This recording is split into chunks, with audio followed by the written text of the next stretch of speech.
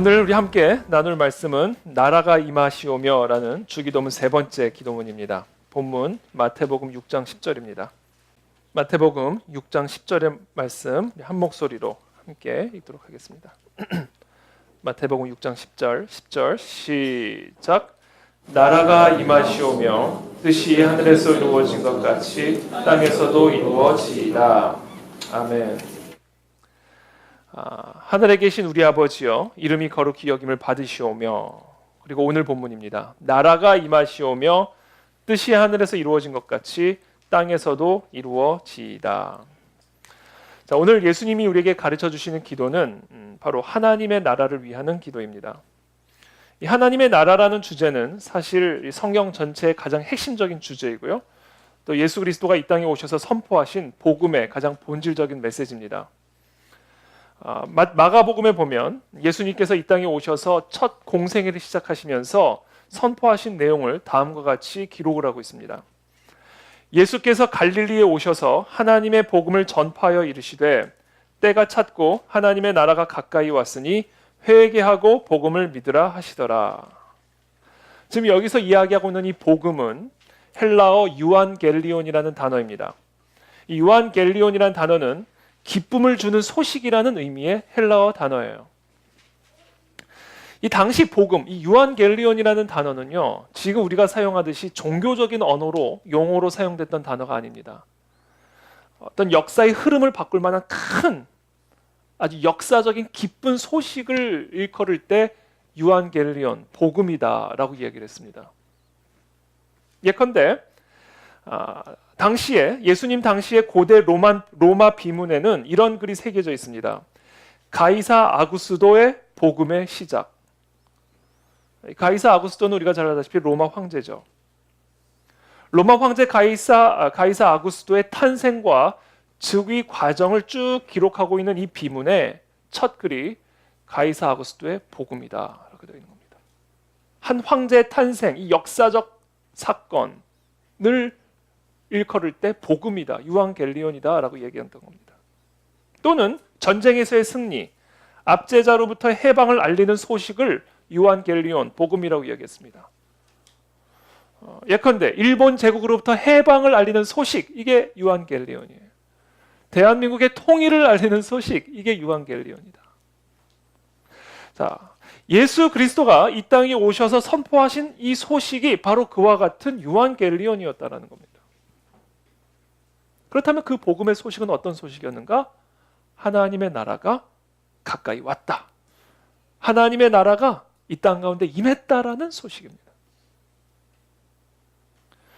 여러분 기억하십시오. 하나님의 나라는 죽은 후에 가는 나라가 아닙니다. 하나님의 나라는 죽을 때까지 기다려야만 되는 나라가 아니라 하나님의 나라는 이 땅에서 하나님의 통치를 경험하는 삶이 하나님의 나라의 의미예요. 하나님의 다스림을 경험하는 삶.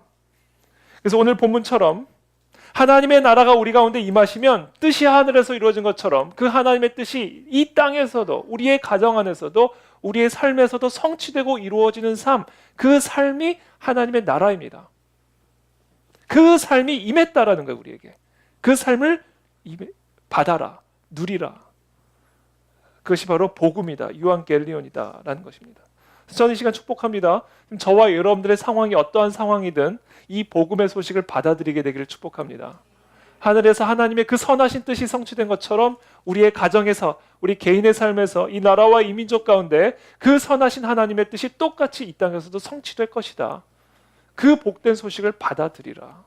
그것을 누리라. 이것이 사실 이 나라가 임하시오며 라는 이 기도문이 담고 있는 의미입니다. 저는 오늘 우리가 이 나라가 임하시오며 라는 기도를 드릴 때 그와 같은 마음의 소원을 간구하며 기도하시길 바랍니다. 하나님, 지금 내 삶이, 내 상황이, 내 환경이 어떠하든 하늘에서 선하신 그 하나님의 뜻이 성취되는 것처럼 지금 이 시간 이 순간에서도 하나님의 뜻이 결국에는 성취될 것을 내가 믿나이다. 그 하나님을 찬양하나이다. 송축하나이다. 이것이 바로 이 나라가 임하시오며라는 기도가 담고 있는 의미다라는 겁니다. 그래서 첫 번째, 나라가 임하시오며라는 이 기도는 하나님의 뜻이 하늘에서 이루어진 것처럼 땅에서도 이루어지기를 간구하는 기도입니다. 하나님의 뜻이 하늘에서 이루어진 것처럼 내 삶에서도 이루어지기를 간구하는 기도. 이것이 바로 나라가 임하시오며 라는 기도의 의미입니다. 이것은 바꿔 말하면 우리 기도의 동기가 나의 영광, 나의 뜻을 이루기 위한 것이 아니라 하나님의 뜻을 이루고 하나님이 영광을 받으시도록 하기 위한 것. 이것이 우리 기도의 동기요, 초점이요, 방향이어야 된다는 거예요. 예수를 잘 믿는 내가 높아져서 하나님께 영광을 돌리는 것이 아니에요. 예수를 잘 믿는 나의 뜻이 성취되어서 하나님의 영광이 드러나는 것이 아닙니다. 나라가 임하시오며 하늘의 뜻이 이 땅에서 이루어지게 해달라는 이 기도의 핵심적인 의미는 내가 높아지든 낮아지든 내가 흥하든 망하든 내가 부하게 되든 가난하게 되든 나의 뜻이 아닌 하나님의 뜻이 나의 삶을 통해 우리의 교회를 통해 이 나라와 민족을 통해 이루어지게 하여 주시옵소서. 이 기도가 바로 이 기도의 핵심이라는 겁니다. 왜냐하면 제가 지난주에도 말씀드렸듯이 하나님의 뜻이 나의 뜻보다 월등히 더 좋은 것이기 때문에. 그래서 우리가 간구해야 될 기도의 초점, 방향과 뿌리는 단 하나입니다. 내가 부하게 되든 내가 가난하게 되든 내가 망하든 흥하든 오직 내 안에서 나의 삶 안에서 하나님의 뜻이 이루어지게 하여 주시옵소서. 이것이 우리의 기도해야 된다. 바로 이 기도의 본을 예수님께서 우리에게 보여주셨어요. 겟세마네 동산에서 십자가를 져야 되는 그 결정적인 순간에 제자들은 옆에서 코를 골면서 잠을 자고 있었습니다. 나 같으면 기도하다 말고 가서 한번 뻥 차고 왔을 거예요. 내가 죽으러 가는 이 마당에 코를 골고 잠을 자. 그게 제자였어요. 예수님께서 그 결정적인 그 겟세마네 동산 십자가를 지는 그 결정적인 순간을 앞두고 하신 기도, 이 기도가 바로 우리의 기도의 초점이에요. 오늘 본문의 아주 핵심적인 모습입니다. 이렇게 예수님이 기도하셔요. 아버지께서 원하신다면 이 고난의 잔을 내게서 거두어 주십시오. 아주 솔직한 기도죠. 예수님 안에 있는 아주 인간적인 솔직한 기도. 살려달라는 거예요. 살려달라. 근데 여기서 예수님의 기도가 끝나지 않습니다. 그러나 제 뜻대로 하지 마시고 아버지의 뜻대로 하십시오. 이게 나라가 임하시오며 하늘에서 하나님의 뜻이 이루어진 것처럼 내 안에서도 내 삶에서도 그 뜻이 이루어지게 해주시옵소서라는 이 주기도문의 모범이요 표본이다. 하나님 살고 싶습니다. 그러나 내 뜻대로 하지 마시고 아버지의 뜻대로 해주십시오. 하나님 내가 성공하고 싶습니다. 그러나 내 뜻대로 마시고 아버지의 뜻대로 해주십시오. 내가 높아지고 싶습니다. 그러나 내 뜻대로 하지 마시고 아버지의 뜻대로 하십시오. 이 그러나의 기도가 우리 삶 가운데 하나님의 나라가 임하게 하는 기도입니다. 그러나의 기도가. 이 그러나의 기도를 통해 우리는 우리의 삶을 다스리고 통치하시는 하나님의 나라를 경험할 수가 있다는 겁니다. 사실 우리의 이기적이고 제한된 시각에서 나오는 기도는요, 하나님을 기쁘시게 하기보다 오히려 하나님을 곤란하게 할 수가 있죠. 그래서 하나님께서 우리 기도 앞에 딜레마를 경험하실 때가 있습니다. 이거를 안 들어주면 내가 약속을 어기는 것처럼 보여지고, 왜? 구하면 주시겠다고 약속하셨잖아요. 그래서 구했는데 안 주시면 하나님이 약속을 안 지키시는 것처럼 보여지고, 그렇다고 주자니 얘를 완전히 망치는 길이고. 그래서 하나님은 종종 우리의 기도 앞에서 이와 같은 딜레마를 경험하게 되실 겁니다. 그렇기 때문에 저와 여러분들은 하나님께 기도할 때에 내가 원하는 것이 아닌 하나님의 거룩한 뜻에 합당한 것들을 요청해야 합니다. 그것이 바로 그러나의 기도다. 그러나의 기도. 두 번째, 나의 마음을 하나님의 뜻에 맞게 변화시켜달라는 기도가 바로 하나님의 나라가 임하여 주시옵소서라는 기도의 의미입니다. 나의 마음이 하나님의 뜻에 맞춰지도록 나의 마음을 변화시켜달라는 기도입니다. 인간의 본질적인 문제, 그리고 이 세상의 가장 본질적인 문제는요, 제도나 시스템과 같은 외형적인 문제에 있는 것이 아닙니다. 그보다 더 근본적이고 근원적인 문제를 갖고 있어요. 그것은 바로 인간의 마음의 문제입니다. 마음의 문제. 예레미야서에 보면 이런 말씀이 있습니다. 만물보다 거짓되고 심히 부패한 것은 마음이라. 그리고 우리가 왜 교만한 말을 내뱉는지 아세요? 마음이 교만하기 때문입니다. 왜 이 세상이 이토록 부패했는지 아세요? 이 세상에 살아가는 사람의 마음이 그토록 부패했기 때문이에요. 우리의 삶을 조정하고 관리하는 부분은 육체가 아니라 마음이에요. 그래서 예수님이 꿈꿨던 혁명은 정치적 혁명도 아니요 경제적 혁명도 아닙니다. 인간 내면의 혁명이에요. 인간의 마음의 혁명. 이것이 바로 예수 혁명의 본질이요 하나님 나라 운동의 핵심입니다. 우리의 마음을 변화시키는 거예요. 그것이 세상을 바꾸는 방식이었어요. 그래서 제가 이 말씀을 묵상을 하면서 제가 흥분이 됐습니다. 하나님의 말씀을 증거하고 하나님의 말씀을 묵상하고 하나님의 말씀과 씨름하는 이것이 결국은요 우리의 마음을 변화시키는 혁명적인 일들이에요. 그것을 통해 세상이 바뀌어가는 겁니다.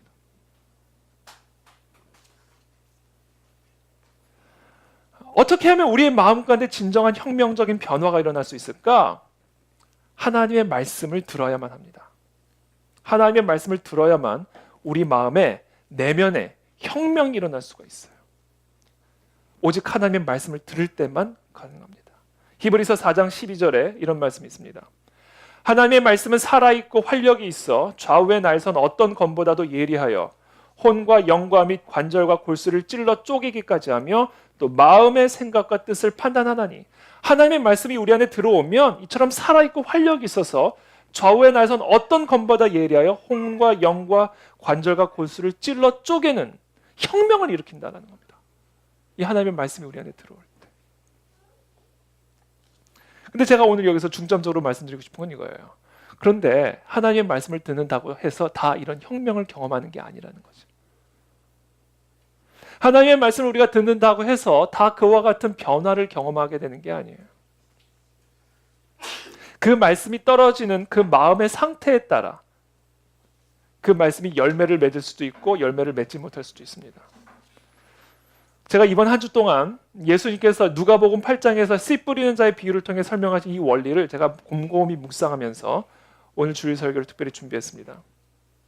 누가복음 8장 9절에서 15절에 보면 하나님의 말씀이 떨어지는 마음 밭의 상태를 4가지로 비유적으로 설명합니다. 여러분들의 마음 상태를 한번 잘 점검해 보십시오.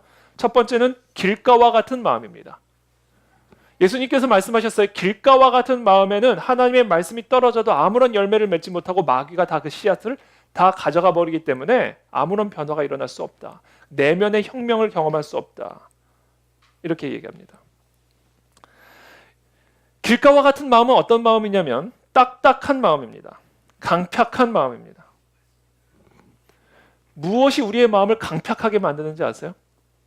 무엇이 우리의 마음을 딱딱하게 만들어서 말씀의 씨앗이 못 들어가게 만드는지 아세요? 여러 가지가 있지만 제가 이번 주간에 묵상한 건 이겁니다. 세월이에요. 세월.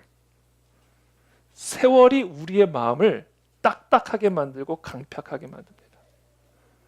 아무리 부드러운 땅이더라 하더라도요. 많은 사람들이 오랜 세월 동안 밟고 다니면요. 콘크리트 바닥처럼 딱딱하게 변합니다. 아무리 바람직한 삶의 방식이라 할지라도 아무리 바람직한 생활 습관이라 할지라도 아무리 바람직한 사고 방식이라 할지라도 그것이 오랜 세월 반복이 되고 반복이 되고 반복이 되면 길가와 같이 딱딱하게 굳어져 버릴 위험이 있습니다. 그래서 상대방이 자신의 방식에 동의하지 않거나 자기의 기준이나 방식과는 다른 기준과 방식을 요구받을 때 강팍한 마음으로 대할 수 있게 된다는 거예요. 근데 이것은 단순히 그냥 비그리스도인들에게만 적용이 되는 내용이 아니에요. 신앙생활도 똑같아요.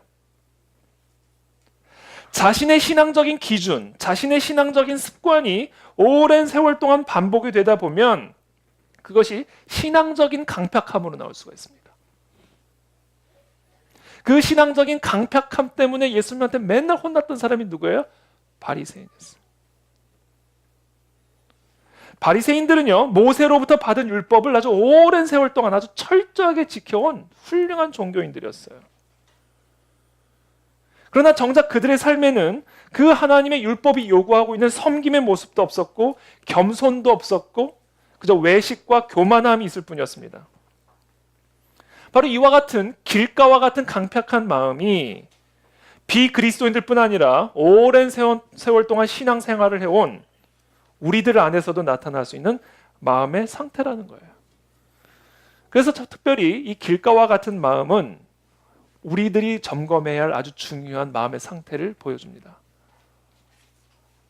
혹시 내가 오랜 세월 동안 해온 신앙생활 방식, 기준들이 깊어질 뿐만 아니라 오히려 혹시 딱딱하게 굳어져 있지는 않은지, 우리는 계속해서 깊어져 가면서 동시에 부드러운 상태를 유지해야 합니다. 그럴 때 비로소 하나님의 말씀이 우리 가운데 뿌리를 내려서 열매를 맺을 수 있다. 그래서 여러분, 우리는 끊임없이 변해야 돼요. 끊임없이 변해야 됩니다. 이 변하기를 멈추는 순간부터 우리는 굳어지게 됩니다. 그래서 하나님의 말씀이 우리 삶에 뿌리를 내리지 못하는 강팍한 상태가 되어버리고 만다. 두 번째 마음의 상태는요, 바위와 같은 상태입니다. 바위. 예수님의 표현에 따르면 바위 같은 마음을 이렇게 비유적으로 설명하십니다. 바위 위에 있다는 것은, 그러니까 말씀이 바위 위에 떨어졌다는 것은 말씀을 들을 때에 기쁨으로 받으나 뿌리가 없어 잠깐 믿다가 시련을 당할 때 배반하는 자다, 이렇게 되어 있습니다. 이 바위라는 것은요, 그냥 이 돌덩이를 의미하는 것이 아니라 이 안반을 의미합니다. 여러분, 땅을 보면요, 땅에 흙을 파면 아주 거대한 석이 나오죠. 안반이 나오죠.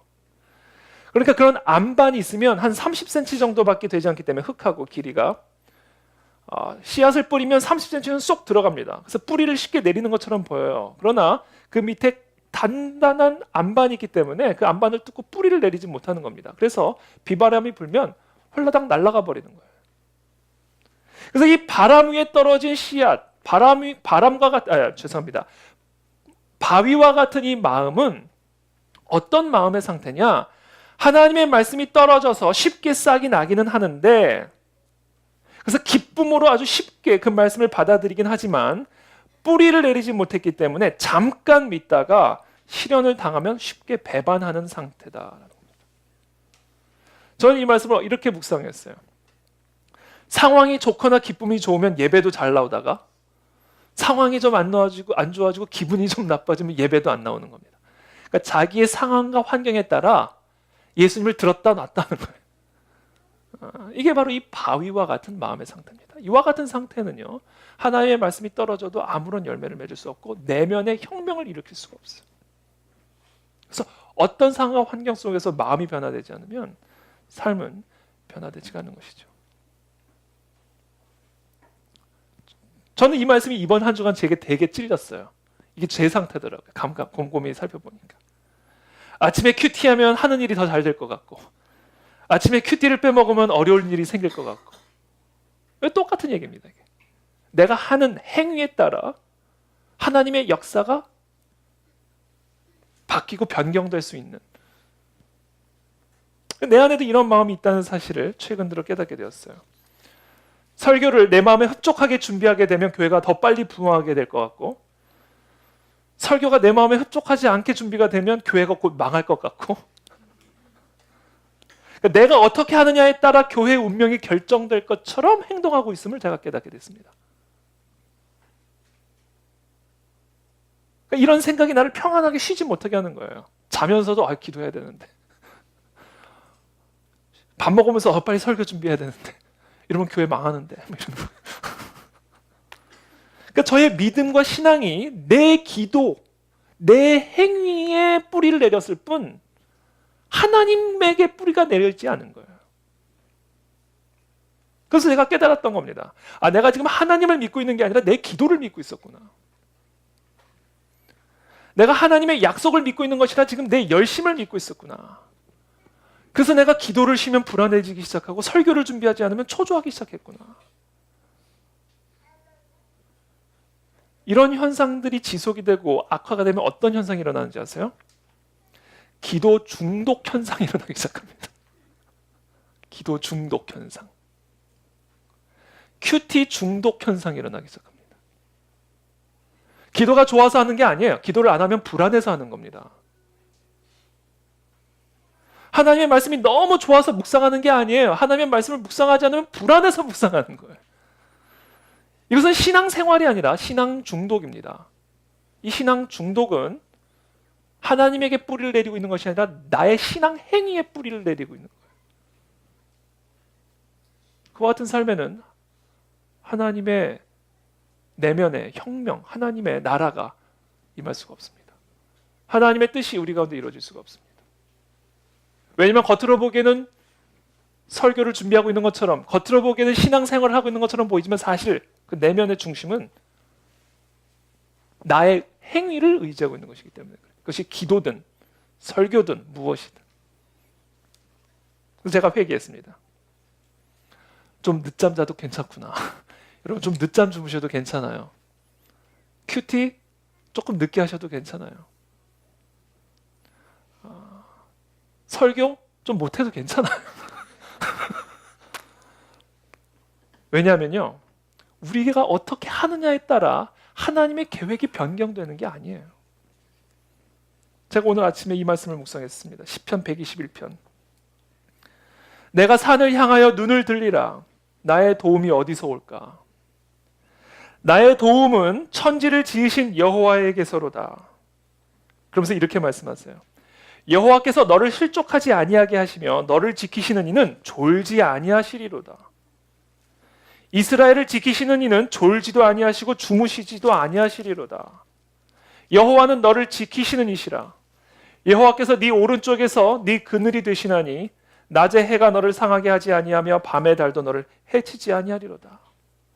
여호와께서 너를 지켜 모든 환난을 면하게 하시며 또 내 영혼을 지키시리로다.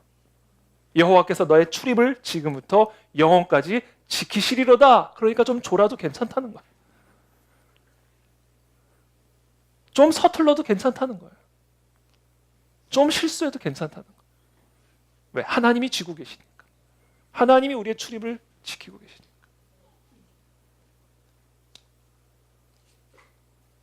그래서 저는 이번 한 주간 좀 게으름을 필 생각입니다. 늦잠도 좀 충분히 자고, 그래서 하나님 안에서 안식을 좀, 너무 이렇게 쪼그라들었던 나의 생각과 마음을 좀 하나님 안에서 좀 푹 놓을 예정입니다. 왜 운동도 이렇게 힘이 빠지면 운동을 더 잘해. 프로페셔널일수록 힘이 빠진다면서요. 아마추어일수록 몸에 힘이 들어간다면서요. 똑같은 거예요. 우리 기도에 힘이 빠지게 되길 바랍니다. 그때 비로소 하나님의 힘이 우리의 삶을 통해 나타난다. 그 외에 여러 가지, 두 가지 더 비유가 있지만 제가 오늘 집중적으로 설명하고자 했던 비유는 바로 이 부분입니다. 하나님이 우리를 지켜주심으로 안심하십시오. 그것이 바로 하나님의 나라가 우리 가운데 임하여 주시옵소서라는 기도가 담고 있는 의미입니다. 우리가 어떠한들, 우리가 어떤 모습인들, 하늘에서 하나님의 뜻이 이루어진 것처럼 이 땅에서도 이루어지이다. 이것이 바로 나라가 임하시오며 라는 기도의 의미다. 세 번째, 마지막입니다. 하나님의 나라는 하나님의 능력으로 나타납니다. 그래서 나라가 임하시오며 하늘의 뜻이 이루어진 것처럼 땅에서도 이루어지이다라는 이 기도는 하나님의 능력이 우리를 통해 드러나게 해달라는 기도입니다. 고린도전서 4장 20절에 보면 이런 말씀이 있습니다. 하나님의 나라는 말에 있지 않고 오직 능력에 있습니다. 하나님의 나라는 말이 아니라 능력에 있다는 거예요. 그래서 사도 바울이 고린도 교인들에게 얘기하는 거예요. 너 말만 많은데 내가 직접 가서 너의 능력을 한번 살펴보겠다라는 겁니다. 너의 말을 통해 어떤 능력이 나타나고 있는지, 너의 삶을 통해 어떤 능력이 나타나고 있는지 내가 그거를 한번 확인하러 가겠다라는 거예요. 그래서 저와 여러분들이 간구해야 될 건 이거예요. 우리의 말을 통해, 우리의 삶을 통해 하나님의 능력이 나타나기를 간구해야 합니다. 이것이 우리의 간절한 기도가 돼야 됩니다. 하나님의 능력이 나타나는 교회. 진정한 교회는요, 하나님의 능력이 나타나 이 세상을 변화시키게 되어 있습니다.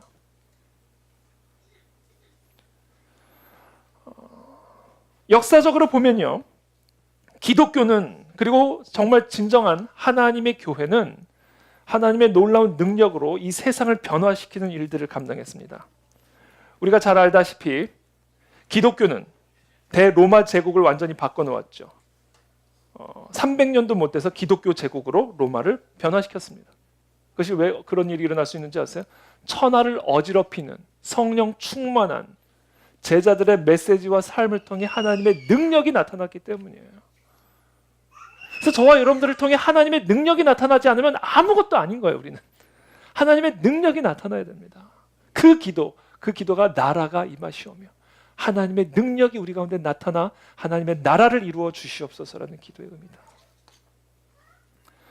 위대한 역사가 윌리엄 레키라는 사람이요, 영국이 프랑스 혁명과 같은 참혹한 유혈 혁명을 겪지 않을 수 있었던 그 핵심적인 이유를 18세기의 복음주의 부흥운동에 있다고 이야기를 합니다.